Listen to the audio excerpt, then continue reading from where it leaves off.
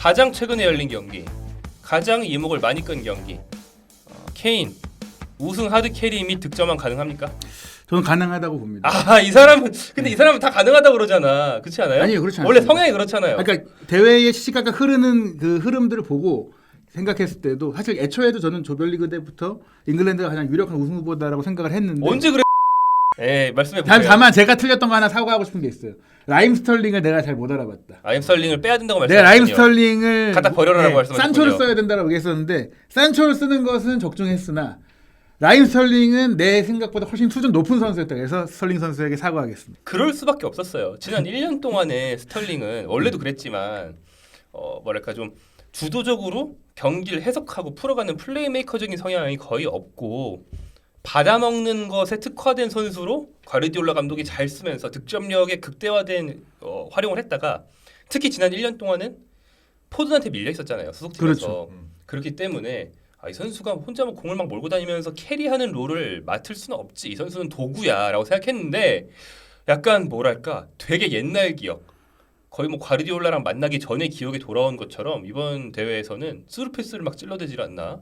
공을 오래 잡고 있는데도 스털링이 효율이 나오는 모습을 놀랍게도 보여주고 있습니다. 물론 간간히 뭐 우리가 알고 있던 그 스털링의 모습이 초반엔 나왔지만 경기를 거듭할수록 물론 골이 나오면서 스스로 자신감이 살아난 것도 있고 어떻게 본다면 이 팀에 좀 더 잘 맞는다. 그러니까 스털링이 워낙 케인과 호흡이 좋은 편이기도 하거든요. 실제로 이제 21세기 들어서 잉글랜드 대표팀에서 한 선수가 한 선수에게 도움을 가장 많이 한 기록이 스털링 투 케인 6골이거든요. 그렇죠. 예선에서는 이 케인 스털링 조합이 굉장히 유리히 강했죠. 근데 실제로 우크라이나와 이제 8강전에서도 경기 시작 4분 만에 나온 케인의 선제골은 거의 스털링이 떠먹여줬다. 수비도 다 흔들어 놓고 꺾어 들어오면서 예측 못한 타이밍에 스루 패스를 정확히 넣어주고 케인이 물론 케인도 좋은 타이밍에 잘 때렸지만 와 스털링이 이 정도 경기력이면 진짜 이건 절반 골 이상이 스털링의 몫일 정도로 정말 잘해줬고 그 외에도 군더더기가 없었어요. 이전에는 받아먹거나 받아먹어야 되는 기회도 놓치던 스털링인데 이번 대회 스털링은 거의 깔 게 없다라고 생각이 듭니다. 그럼 잉글랜드의 전술 변화. 제가 지난 16강전에서 막판에 잉글랜드가 마침내 이번 대회 대세인 3-4-2-1 식으로 전환을 하면서 그릴리시를 교체 투입해서 그릴리시, 케인, 스털링 조합을 짠 게 아주 잘 먹혔다. 이거다. 사우스게이트 이거 해라. 이상한 거 하지 마라 라고 제가 얘기를 했는데 이번 경기에서 또 선발 라인업을 완전 뒤집었거든요. 4-2-3-1인데 예전에 그릴리시가 공미였던 그 조별리그 했던 4-2-3-1이 아니고 공미의 마운트 오른쪽 윙어에 놀랍게도 산초를 넣었어요. 그 산초 선수를 왜 안 쓰냐라는 얘기들이 많았는데 이번 경기 이날을 위해서 깜짝 쓴 게 아니에요. 사실 지금까지 이번 조별리그 경기를 지금도 보면 깜짝 쓴 거 아니야? 아파서 쓴 거잖아 누가. 뭐 그런 상황이긴 합니다. 하지만 결과적으로 놓고 보면 잉글랜드의 풀이 얼마나 탄탄한가. 대회 첫 경기엔 포든이 나왔고 그 뒤에는 뭐 그릴리시가 선발로 나오게 됐고 이번엔 산초가 나왔고 그래서 선수들이 물론 마운트가 어떻게 보면 그 자가 격리 상황 속에서 나올 수 없는 상황 속에서도 변칙 기용을 한 것도 있고 그러니까 사카도 썼잖아요.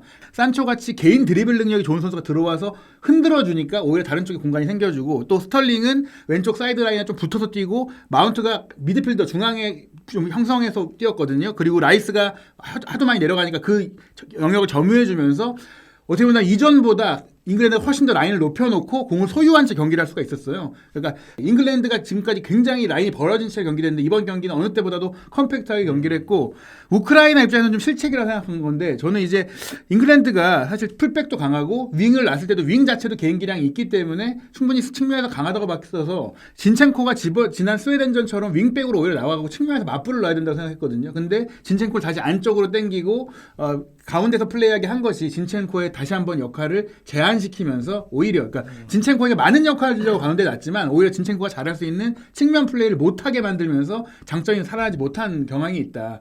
사실 우크라이나 같은 팀들은 지금까지도 짠해서 왔기 때문에 이제는 수가 별로 없는 것 같아요. 그러니까 그런 게 조별리그에는 오히려 짜내는 팀들이 뭔가를 이뤄낼 가능성이 크지만 올라가면 올라갈수록 어쨌든 축구는 선수들이 하는 거기 때문에 이날도 선수단의 차이를 극명하게 보여준 것 같고 스털링도 사실은 딱 그런 것 같아. 이런 선수는 발이 무뎌지면 수비가 발이 무뎌지면 잡을 수가 없어요. 근데 산초까지 나왔잖아요. 더 싱싱하잖아. 거의 6분 뛰었나?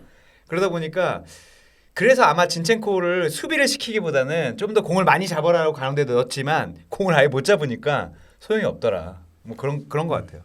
잉글랜드가 세트피스에서 너무 강했습니다. 그 측면에서 이번 경기에서 헤딩으로 3골을 넣었는데 유로 본선 역사상 한 경기에 헤더로 3골을 넣은 게 처음 있는 일이라고 할 정도로. 근데 올라올 때마다 위협적이었어요. 그리고 그 케인, 중에 예. 2개는 세트피스. 예. 네. 라이스는 저렇게 써도 되나 할 정도로 라이스 무슨 수비수야 그냥. 포백이 투톱을 상대했는데 실질적으로는 라이스가 거의 3백과 가깝게 움직였기 때문에 거기에다가 필립스가 진첸코 잡아주고 워커가 안 올라가니까 거의 공격을 할 수 있는 공간이 없습니다. 우크라이나가 공을 잡았을 때 딱 보면 어디로 가야 되지? 약간 이런 느낌이에요.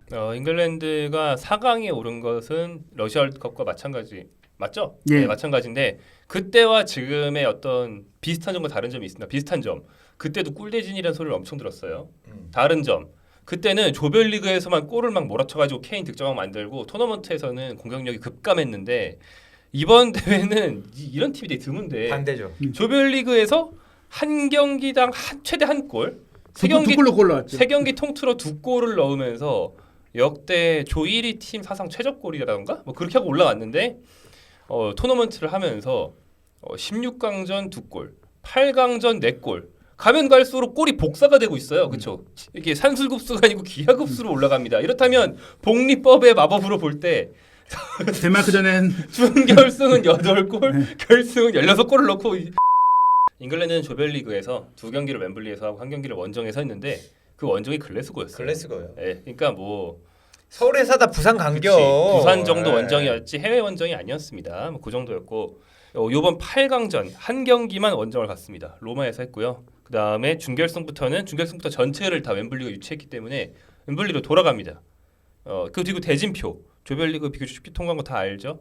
16강은 독일이 가장 어려운 경기였지만 뭐 독일은 조별리그부터 뭐 애초에 아주 높은 평가를 받는 팀은 아니었고 그래서 우승 후보 간의 대결 그나마 16강이었는데 생각보다 수월하게 통과했고 8강 우크라이나 4강은 뭐 나중에 얘기하겠지만 덴마크 기세를 탔다고는 하지만 전력상 당연히 아래고요.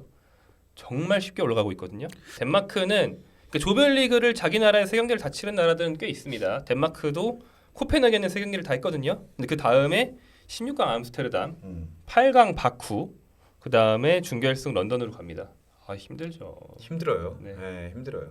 그리고 뭐 이거 잉글랜드가 운이 좋다고 하는 게 아니라 상황이 좋다 이렇게 제일 유리하다 얘기하는 건데 멤버 구성이 아까 계속 얘기한 것처럼 상당히 다양하고 균일하게 되어 있기 때문에 뭐 어떤 좀 한두 선수의 부상이나 컨디션 저하가 와도 가장 대처를 잘할 수 있는 맞아요. 팀인 그렇죠. 거죠. 네. 그리고 축 있는 선수들이 부상이 전혀 없다는 거. 그 심지어 그게 가장 예. 큰 케인 같은 맞아요. 선수가 전형적으로 이런 대회에서 부상당할까봐 잉글랜드 사람들이 노심초사하는 선수인데 말짱하잖아요 지금. 예. 네. 사실 조별리그에 조금 힘을 아낀 느낌도 있고 뭐 아끼진 않았겠지만 계속 포장하네. 어쨌든 왜냐면 알겠잖아요. 이거 오늘 보고 왔거든. 한 주는 금사 빨아서 아, 오늘 보고 왔기 때문에 잉글랜드를 사랑하지 아니할 저 수 없어. 사랑할 네, 저는 사실 이탈리아도 강력하다고 봤는데 이탈리아의 가장 큰 리스크는 임모빌레 선수의 경기력이 조금 사실 결정력도 굉장히 떨어지고 무디다. 그 우승팀의 스트라이커가 되기에는 좀 부족한 게 많다. 마치 스페인의 모라타처럼 조금 굉장히 부족한 선수들이다. 확실한 기회를 살리지 못한다. 여기에 사실 이탈리아의 최대 강점 중에 하나였던 스피나촐라 선수가 이탈한 그렇죠. 것은 예.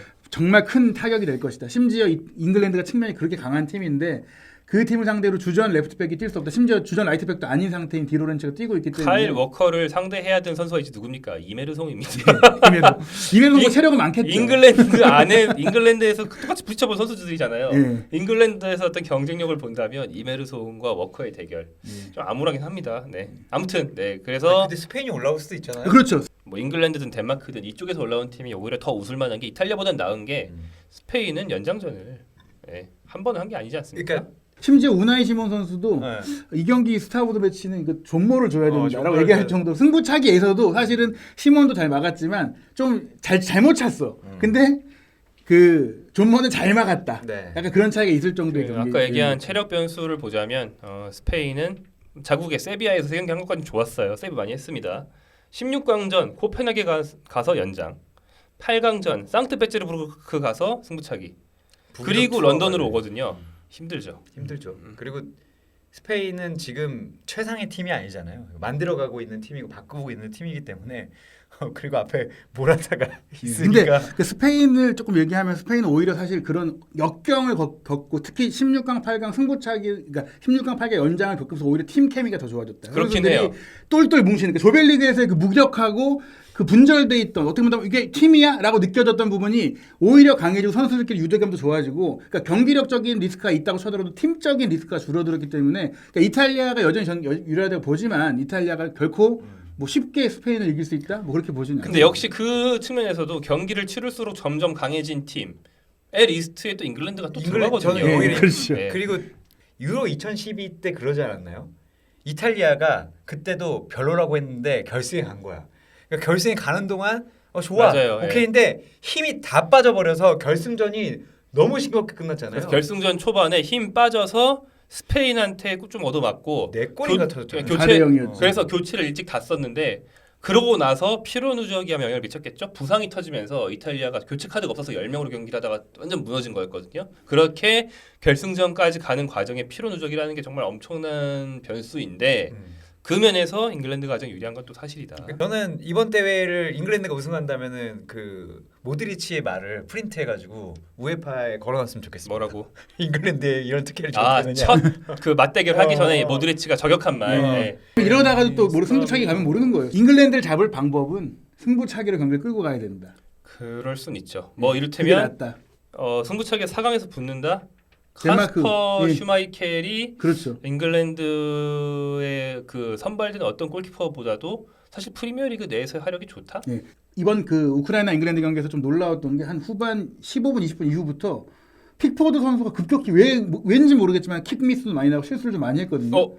우리가 알던 픽포드로 돌아왔어요. 네, 그렇지. 실수를 많이 하면서 갑자기 물론 이미 4대 0이 됐기 때문에 크게 문제는 없었지만 쟤 왜 저러지? 이런 느낌이 왔는데 덴마크와의 경기에서 어떻게 보면 이제 그런 변수가 있을 수 있죠. 굳이 승부차기를 상정해 본다면 이탈리아의 돈나루마는 페널티킥이나 승부차기에 아주 강한 편이고 우나이 시몬은 원래 강했는지 잘 모르지만 이미 최근에 경험이 2번이나 있어서 지금 승부차기 경험이 누구보다 많다.